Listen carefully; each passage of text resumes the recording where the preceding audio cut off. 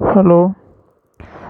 कल हमने lecture number 9 में देखा था कि प्रकाश की परावर्तन के लिए जो परावर्तन का जो नियम था कि आपतित किरण, परावर्तित किरण और अभिलंब तीनों एक ही तल में होते हैं। उसमें हमने जो डायग्राम ड्रॉ किया था उसमें ये था कि कोई परावर्तित सतह थी, ये पी क्यू। ओके, ये परावर्तित सतह पी क्यू है। इसमें हम लोग कार्य निर्देश तंत्र एस्टेब्लिश करते हैं। यहाँ पे ये इसका मूल बिंदु है।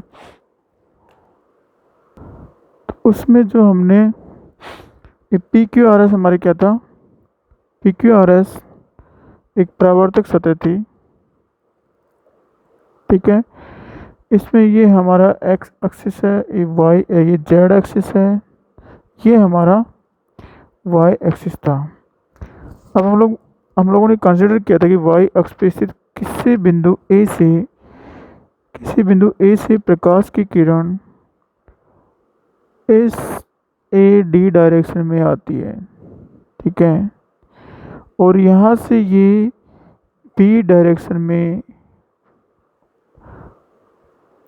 बी डायरेक्शन में परावर्तित हो जाती है, ठीक है।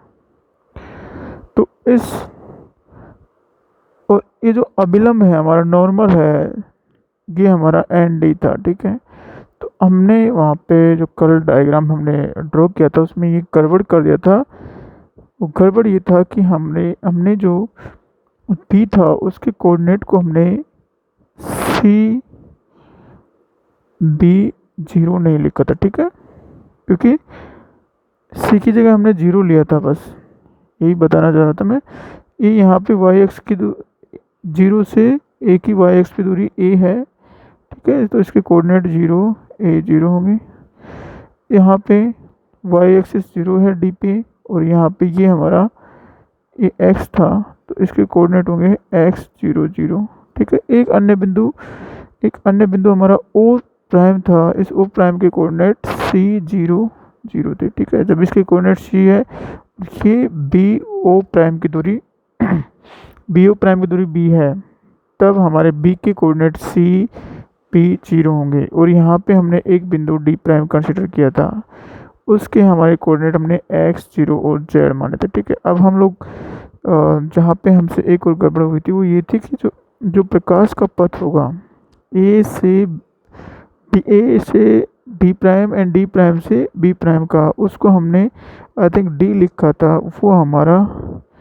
ए डी प्राइम वो हमारा A D prime plus D prime B था।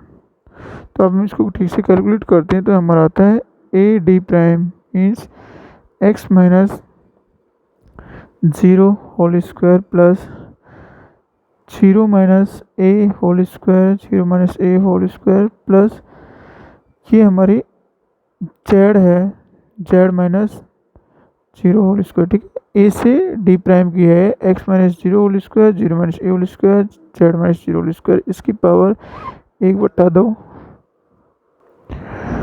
और जो हमारा डी प्राइम बी है, डी प्राइम बी होगा हमारा X minus C whole square plus zero minus B whole square plus Z minus zero whole square, इसकी पावर 1/2। ये तो हमने जो कल लिखा था यहाँ पे, चूँकि हमने सी नहीं लिया था तो यहाँ पे सी नहीं आया था। इस तरह से जो कल के जो व्यंजन आएगा डी का, वो हमारा X square plus A square plus Z square, इसकी power 1/2 plus X minus C whole square plus B square plus Z square की पावर 1/2 ये आएगा, ठीक है। तो कल के व्यंजन में हमारे यहाँ पे सी नहीं था, बस इतना डिफरेंस है। हालांकि वो जो डेरिवेशन हमने निकाला था उसमें कोई फर्क नहीं पड़ेगा, लेकिन फिर भी हम अगर इसका एक्स के साथ करेंगे तो हमारा इसका थोड़ा डिफरेंट व्यंजन आएगा, इसलिए इसको बताना ज़रूरी था। उसके अलावा हम उसमें और थोड़ा कुछ बताना चाहते हैं कि जब हमने डेल्टा बी बाई जब इसको हम लोग B by D by V किया, ओके।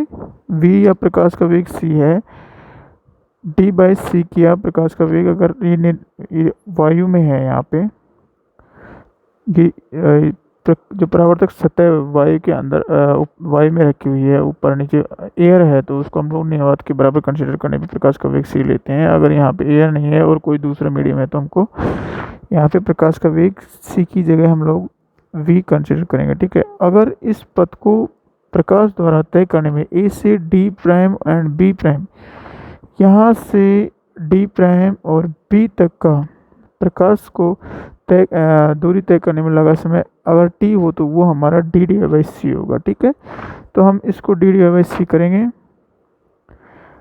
ये डी डी बाई सी हो गया 1/c, ये हो गया X square plus A square plus Z square की power 1/2 plus C minus X whole square plus B square plus Z square इसकी power 1/2, ठीक है।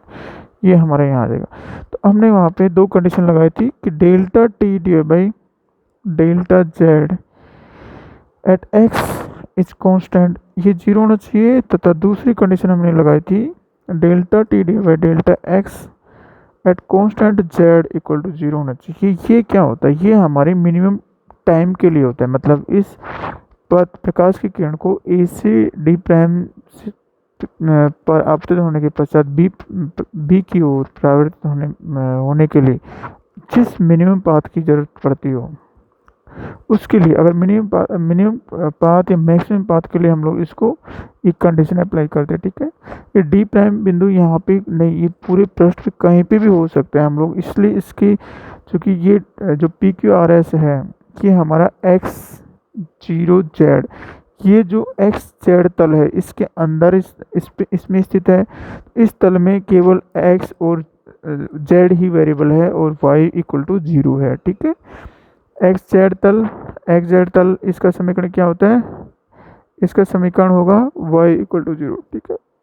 तो इस तल में एक्स और जेड 0 नहीं है, तो हम कंसिडर करते हैं कि एक्स की कोई वैल्यू है, जेड की कोई वैल्यू है, मतलब ये एक्स जेड तल में कहीं पे भी स्थित हो सकता है। फिर हम लोग निकालते हैं कि वह बिंदु कौन सा है जहाँ पे स्थित होगा, तो हम लोग ये कंडीशन अप्लाई करते हैं। कंडीशन अप्लाई करने के बाद में हमारे पास आता है कि जेड मस्ट बी 0, ठीक है। इससे आता है हमारा, इससे आता है जेड 0 होना चाहिए, जेड 0 होना चाहिए। इसका मतलब है कि इस एक्स जेड तल में इस तरह से स्थित होना चाहिए कि जेड 0 कहाँ पे होगा? जब एक्स इक्वल टू 0 होगा, ठीक है। इस तल में जेड 0 कब होगा? जब एक्स इक्वल टू 0 होगा, ठीक है। एक्स इक्वल टू 0 होगा, चूँकि इस बिंदु के लिए जेड इक्वल टू 0 आ रहा है तो एक्स इक्वल टू 0 होगा, तो यहाँ पे हमारा ये बिंदु डी इस तल में ही स्थित होता है, ये तल के बाहर नहीं होता, ठीक है। यहाँ पे इस रेखा पे कहीं पे भी हो सकता है। अब इससे हमारा, तो जो हमारी कंडीशन आई थी कि जेड 0 है, जेड 0 के लिए हमारा जेड 0 होगा, तो जेड के अलावा हमारा जो वेरिएबल होगा हमारा एक्स और वाई वेरिएबल हो सकता है। अगर एक्स और वाई कब वेरिएबल होगा? जब वो वाई एक्स तल में स्थित होगा, ठीक है। वाई एक्स तल में स्थित होगा, तो जो वाई एक्स तल के लिए जो हमारा जो उसमें हमने जिस प्लेन का बात की थी, यो ए ओ प्राइम बी, ए ओ प्राइम बी, इसकी बात की थी हमने। तो ये तल होता है हमारा, जो तल है एक्स जेड तल, इसके लंबा तल है, ठीक है। तो ये हमारा डी बिंदु इस तल में स्थित होगा कहीं पे। तो इस तल में स्थित होने के कारण चूँकि हमारे देखो बिंदु ए वाई एक्स पे स्थित है और जो बी है वो हमारा एक्स वाई तल में स्थित है, और डी बी जो डी प्राइम है उसके लिए भी हमारा जेड 0 आ गया। तो ये हमारा पूरा एक्स वाई तल में स्थित होगा। कौन कौन होगा एक्स वाई तल में? एक्स वाई तल में ए स्थित है हमारा, ठीक है, ओ ए स्थित है एक्स वाई तल में हमारा, एंड डी प्राइम जो भी होगा वो स्थित है, और उसके अलावा हमारा ओ प्राइम पी स्थित होगा, ठीक है। ये तो हमारी आपतित किरण है, ये हमारा अभिलंब है, और ये हमारा परावर्तित किरण है, परावर्तित किरण, ठीक है। ये हमारी परावर्तित किरण है। इस तरह से हम देखते हैं कि हम लोग सिद्ध कर सकते हैं कि किस प्रकार से यह परावर्तन का नियम हमको प्राप्त होता है।